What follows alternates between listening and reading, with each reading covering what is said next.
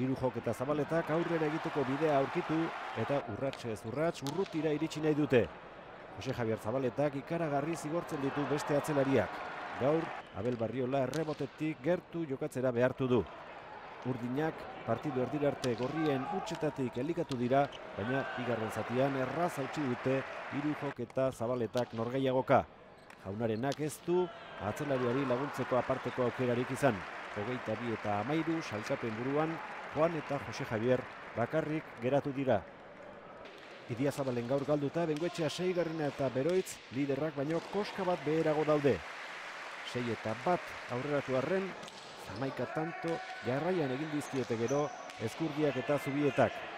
Arbizuko aurrelaria, Sebastian Gonzalezen ordez sartu dute txapelketan eta lehenengo aukera ez du alferrik galdu. Ez da hemen dauden partidu guzik aprobetxatu behar de. Bakoitz importantena da, bakoitza dan burukin guztuak editzen, ez da etxea guztua joatea, eta ni hemen garbi dago hemen oso zaila dago, partiduz partidu joango ga, eta alde nahiken ez da, eta ez da beste hemen. Hasierako tanto haiek kenduta, garaileak gehiago izan dira. Abiadura eragin diote pilotari eta asegartzekoak ezinean ibili dira 22 eta 11.